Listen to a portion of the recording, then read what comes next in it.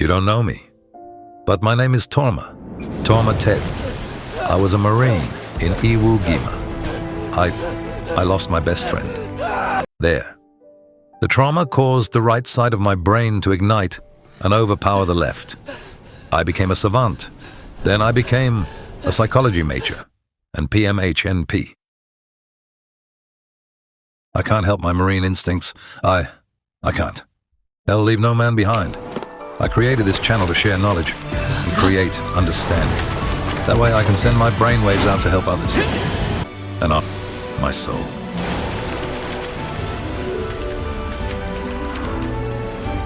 Depression types. 10 board-style questions with clinical examples. Question 1, the I've always been this way. Patient, a 34-year-old woman, presents to the PMHNP saying, "I felt down for as long as I can remember, at least since college." She describes low energy, difficulty making decisions, poor self-esteem, and occasional overeating. She says, "I still go to work and take care of my kids, but I just feel like I'm going through the motions." She denies suicidal ideation. She has never had a period where she felt normal for more than a few weeks at a time. Her PHQ-9 score is 11. What is the most likely diagnosis? A. Major depressive disorder, single episode. B. Persistent depressive disorder, dysthymia. C. Adjustment disorder with depressed mood. D. Bipolar II disorder, depressive episode. Answer B. Persistent depressive disorder, dysthymia. This patient has had depressed mood for well over 2 years, as long as I can remember, and at least since college, which is the defining duration criterion for PDD.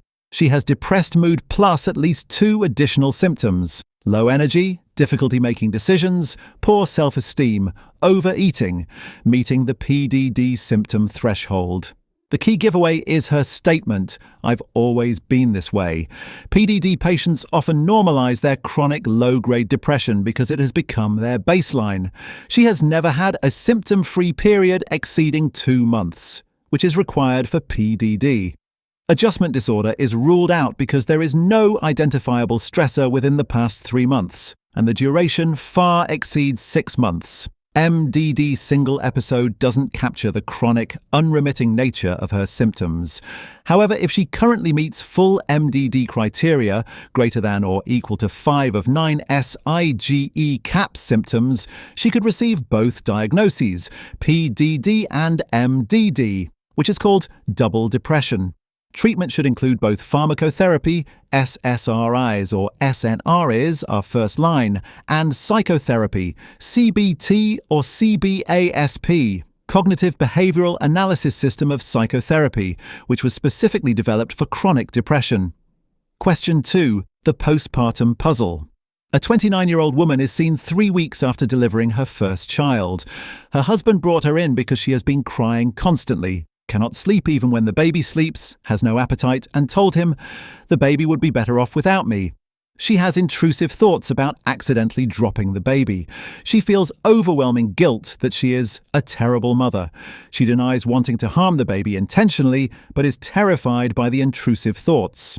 PHQ-9 score is 22. Edinburgh Postnatal Depression Scale, EPDS score is 19. What is the diagnosis and what is the first treatment consideration? A. Baby blues. Reassure and follow up in 2 weeks. B. MDD with peripartum onset. Start sertraline and psychotherapy. C. Postpartum psychosis.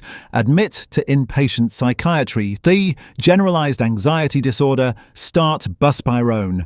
Answer B. MDD with peripartum onset. Start sertraline and psychotherapy. This patient meets full MDD criteria: depressed mood, insomnia, appetite loss, guilt, suicidal ideation.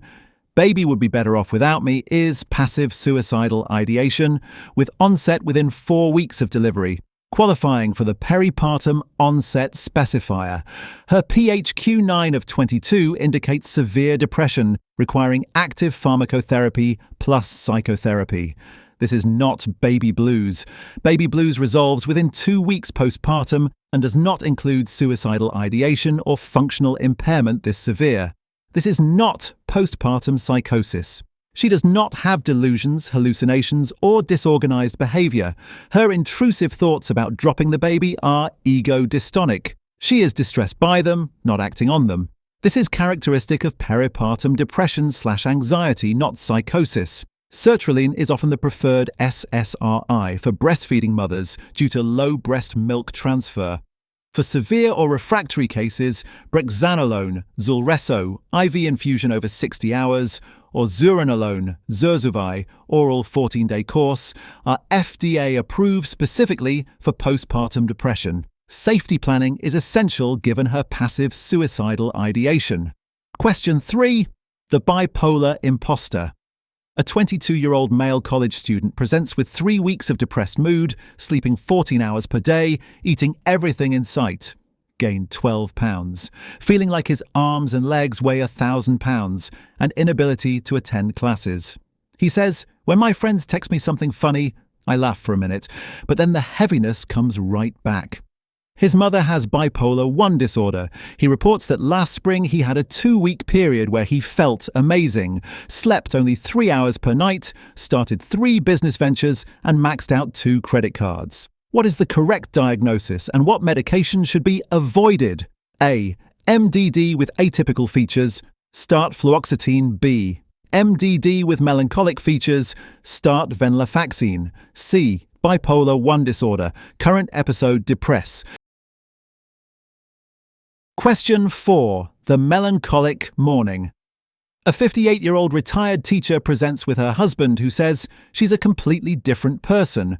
The patient sits motionless, speaks in a monotone and says, "Nothing matters anymore. I can't feel anything, not even when my grandchildren visit." She wakes at 3:30 a.m. every morning and cannot fall back asleep. She has lost 15 pounds in 6 weeks without trying. Her mood is consistently worse in the early morning and improves slightly by evening, though she says it never really gets better. She describes the feeling as a physical weight on my chest. It's not like normal sadness. Which specifier applies? And what is the treatment implication? A. Atypical features. Consider MAOIB. Melancholic features, pharmacotherapy and / or ECT are essential. C. Anxious distress, add buspirone D. Seasonal pattern, start light therapy. Answer B. Melancholic features, pharmacotherapy and / or ECT are essential. This is a textbook melancholic depression presentation. The hallmark is complete loss of pleasure and non-reactive mood. I can't feel anything, not even when my grandchildren visit. Nothing cheers her up, even temporarily. She also has the classic melancholic features, distinct quality of depressed mood, a physical weight, not like normal sadness, mood worse in the morning, diurnal variation, early morning awakening, 3:30 a.m., marked psychomotor retardation, sits motionless, monotone speech, significant weight loss, and the husband's observation that she is a completely different person, clear change from baseline. This is not atypical depression. Atypical features require mood reactivity. Mood brightens with positive events, which is the exact opposite of what this patient describes. The treatment implication is critical. Melancholic depression is more responsive to biological treatments, pharmacotherapy and ECT, than to psychotherapy alone. These patients need medication. ECT is particularly effective for melancholic depression and should be considered early, especially in elderly patients with severe symptoms, psychomotor retardation, and weight loss. Question 5. The guilty voices. A 45-year-old man is brought to the ED by police after his wife called 911. He has not eaten in 5 days, has not slept in 3 days, and was found in the garage with the car running. He tells the PMHNP, "I deserve to die. I've poisoned my family's food for years. They're all going to get cancer because of me." His wife confirms this is completely untrue. He also reports hearing a voice saying, "You're worthless, just end it." PHQ-9 score is 27. What is the diagnosis and what is the correct treatment? A. MDD with psychotic features, mood congruent, antidepressant plus antipsychotic, or ECTB. Schizophrenia. Start antipsychotic monotherapy. C. Schizoaffective disorder. Start mood stabilizer plus antipsychotic D. MDD with anxious distress. Start SSRI plus benzodiazepine. Answer A. MDD with psychotic features, mood congruent, antidepressant plus antipsychotic, or ECT. This patient has severe MDD, PHQ-9 of 27, active suicidal behavior with psychotic features. The delusion, I've poisoned my family's food, is mood congruent because its content matches depressive themes: guilt, self-blame, and deserved punishment. The auditory hallucination, "You're worthless, just end it," is also mood congruent. The voice reinforces depressive themes of worthlessness and death. This is not schizophrenia because the psychotic symptoms occur exclusively in the context of a severe depressive episode, not independently. This is not schizoaffective disorder because schizoaffective disorder requires psychotic symptoms persisting for at least 2 weeks in the absence of a mood episode. The correct treatment is an antidepressant plus an antipsychotic. Antidepressant monotherapy is insufficient for psychotic depression. ECT is highly effective for psychotic depression, especially mood congruent type, and should be considered first line given the severity and active suicidality. This patient needs immediate inpatient psychiatric admission with one-to-one observation and safety precautions. Question 6. The treatment-resistant challenge. A 52-year-old woman with MDD has failed adequate trials of sertraline, 200 mg per day times 8 weeks, venlafaxine XR, 225 mg per day times 10 weeks, and bupropion, 450 mg per day times 8 weeks. She is currently on duloxetine 60 mg per day with partial response. Her PHQ-9 has improved from 22 to 16. She says, "I'm better than I was, but I'm still not myself." What is the best next step? A. Switch to a fourth antidepressant.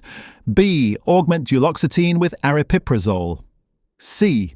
Discontinue duloxetine and start an MAOID. Refer for psychotherapy only and taper duloxetine. Answer B. Augment duloxetine with aripiprazole. This patient meets criteria for treatment-resistant depression, TRD. She has failed greater than or equal to 2 adequate antidepressant trials. She has a partial response to duloxetine, PHQ-9 improved for IHD. Question 7. The seasonal slump. A 28-year-old woman presents in November reporting that this happens every year. For the past 3 winters, she has experienced depressed mood, hypersomnia, sleeping 12 hours per day, carbohydrate craving with weight gain, social withdrawal, and low energy starting in October and resolving completely by April. She is symptom-free and a totally different person during spring and summer. She has never had a depressive episode outside of the fall/winter months. What is the diagnosis and what are the first-line treatments? AMDD with seasonal pattern, light therapy and or bupropion XLB. PDD. Start sertraline year-round C. Cyclothymic disorder. Start lithium D. MDD with atypical features. Start MAOI. Answer A. MDD with seasonal pattern, light therapy, and or bupropion XL. This is a classic seasonal pattern presentation. Depressive episodes with a regular temporal relationship to fall/winter onset and spring/summer remission, occurring for at least 2 consecutive years, with seasonal episodes substantially outnumbering any non-seasonal episodes. The symptom profile, hypersomnia, carbohydrate craving, weight gain, is typical of seasonal depression and overlaps with atypical features. First-line treatment is light therapy, 10,000 lux white light box for 30 minutes daily, preferably in the morning upon waking. The mechanism involves resetting circadian rhythms and increasing serotonin availability. Bupropion XL is the only antidepressant with an FDA indication for prevention of seasonal depressive episodes. It can be started in early fall before symptoms begin and continued through early spring. SSRIs are also effective but do not have the specific seasonal prevention indication. The combination of light therapy plus pharmacotherapy may be more effective than either alone. Importantly, light therapy has also been shown to be effective as adjunctive treatment for non-seasonal depression, so it's not limited to seasonal pattern only. Question 8. The anxious depressive. A 40-year-old man presents with 6 weeks of depressed mood, insomnia, poor concentration, and fatigue. His PHQ-9 is 14. In addition to his depressive symptoms, he reports feeling keyed up and on edge all the time. Constant worry about his health and finances, difficulty concentrating because of racing worries, a persistent fear that something terrible is about to happen, and restlessness that makes it hard to sit still. He asks the PMHNP to start bupropion because his friend did great on it. Should the PMHNP prescribe bupropion? A. Yes, bupropion is first line for MDD and the patient is requesting it. B. No, bupropion can worsen anxiety and is not recommended for MDD with anxious distress. C. Yes, but add a benzodiazepine to cover the anxiety. D. No, this patient needs an antipsychotic, not an antidepressant. Answer B. Bupropion can worsen anxiety and is not recommended for MDD with anxious distress. This patient has MDD with the anxious distress specifier. He meets greater than or equal to 4 of the 5 criteria: feeling keyed up/tense, unusually restless, difficulty concentrating because of worry, fear that something awful may happen, feeling of losing control, making this severe anxious distress. Anxious distress is the most common specifier in community samples and is associated with poorer antidepressant response overall. Bupropion is a norepinephrine dopamine reuptake inhibitor with activating properties. It can significantly worsen anxiety, agitation, and insomnia. It is generally not recommended for patients with prominent anxiety. The better choices are SSRIs, sertraline, escitalopram, or SNRIs, venlafaxine XR, duloxetine, which treat both depression and anxiety. If the patient has significant insomnia alongside anxiety, mirtazapine could be considered for its sedating and anxiolytic properties. This question also tests the concept of shared decision-making. While patient preference matters, the PMHNP has a responsibility to guide treatment selection based on clinical evidence and avoid medications that could worsen the patient's condition. Question 9. The medication side effect. Match A. PMHNP is choosing an antidepressant for each of the following 3 patients. Match the best medication to each patient based on their clinical profile. Patient A. 55-year-old woman with MDD, diabetic peripheral neuropathy causing daily foot pain, and a BMI of 32. She wants a medication that helps both her mood and her pain. Patient B, 35-year-old man with MDD who is a current smoker wanting to quit. His main complaints are fatigue, weight gain, 20 pounds since depression started, and sexual dysfunction on his previous SSRI, sertraline. Patient C, 72-year-old man with MDD, severe insomnia, sleeping only 3 hours per night, unintentional weight loss of 18 pounds, and no appetite. BMI is 19. Answers. Patient A, duloxetine. Duloxetine is the ideal choice. Duloxetine is the ideal choice because it is an SNRI with FDA approval for both MDD and diabetic peripheral neuropathy. It treats her depression and her pain with a single medication. It is also relatively weight neutral compared to mirtazapine or paroxetine, which matters given her BMI of 32. Patient B, bupropion.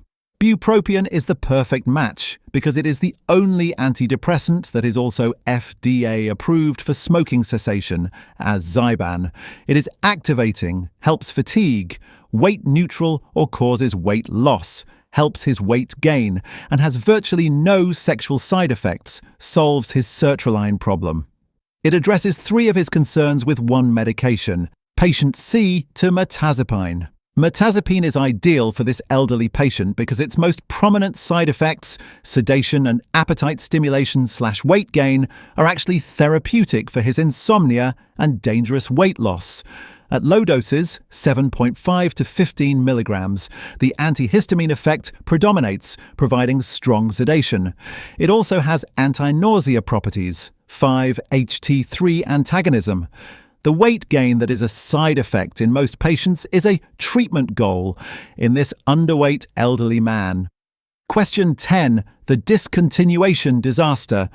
A 38-year-old woman on paroxetine 40 milligrams per day for 2 years, in full remission from MDD, decides to stop her medication abruptly because she feels fine now and doesn't need it anymore. 3 days later, she presents to the clinic with dizziness, nausea, electric shock sensations in her head, brain zaps, irritability, vivid dreams, and flu-like body aches. She's terrified and asks, "Is my depression coming back? What is happening, and how should the PMHNP manage this?" A. MDD relapse. Restart paroxetine at 40 milligrams and continue indefinitely. B. Serotonin syndrome. Stop all serotonergic drugs and give cyproheptadine. C. Antidepressant discontinuation syndrome. Restart paroxetine and plan a gradual taper. D. Panic disorder. Start a benzodiazepine. Answer C. Antidepressant discontinuation syndrome. Restart paroxetine and plan a gradual taper. This is a classic antidepressant discontinuation syndrome presentation. The symptoms: dizziness, nausea, brain zaps, electric shock sensations, irritability, vivid dreams, and flu-like symptoms are the hallmark features, and they appeared within 3 days of abrupt cessation. Paroxetine has the highest risk of discontinuation syndrome among all SSR is because it has a short half-life, 21 hours, no active metabolites, and it inhibits its own metabolism, CYP2D6 autoinhibition, meaning levels drop precipitously when stopped. The management is to restart paroxetine at the previous dose, 40 milligrams, to resolve symptoms, usually within 24 hours. Then plan a gradual taper over weeks to months, reducing by no more than 10% of the dose every 2 to 4 weeks for patients on long-term therapy. This is not depression relapse. Relapse symptoms develop gradually over weeks, not acutely over days, and do not include brain zaps or electric shock sensations. This is not serotonin syndrome. Serotonin syndrome involves serotonin excess, clonus hyperreflexia hypothermia, while discontinuation syndrome involves serotonin withdrawal. The key teaching point: never stop antidepressants abruptly. Fluoxetine is the only SSRI with minimal discontinuation risk because its active metabolite norfluoxetine, half-life 4 to 16 days, provides a built-in natural taper. Score yourself 9 to 10, correct, depression expert. You've mastered the types, specifiers, and treatment matching. 7 to 8, correct, strong knowledge, review the specifiers, melancholic versus atypical, and medication matching 5 to 6, correct. Building. Go back to the study guide focusing on bipolar screening, TRD augmentation, and side effect profiles. Below 5, reset, reread the guide focusing on SIGE caps, PHQ-9 scoring, and the first-line medication selection principles, the 5 traps these questions target. Start an antidepressant without screening for bipolar. Wrong. Always ask about prior mania/hypomania. Atypical features: hypersomnia, hyperphagia, leaden paralysis, are a red flag for bipolar depression. Bupropion for anxious depression. Wrong. Bupropion is activating and can worsen anxiety. Use SSRIs or SNRIs. Instead, antidepressant monotherapy for psychotic depression. Wrong. Psychotic depression requires antidepressant plus antipsychotic, or ECT. Stop paroxetine abruptly. Wrong. Paroxetine has the highest discontinuation syndrome risk. Always taper gradually. Switch antidepressants when there's a partial response. Wrong. Partial response equals augment. Add a second agent. No response equals switch. 6 to 8 weeks for full therapeutic effect. Follow up at 1 to 2 weeks after starting medication, especially for safety monitoring and suicidality in patients less than 25 years. FDA black box warning. If no improvement by 4 to 6 weeks at adequate dose, reassess diagnosis, confirm adherence, consider dose optimization. If partial response by 6 to 8 weeks, consider augmentation, adding a second agent, or switching. If no response by 8 weeks, switch to a different antidepressant class or augment. Step 5. When first line fails, augmentation and switching.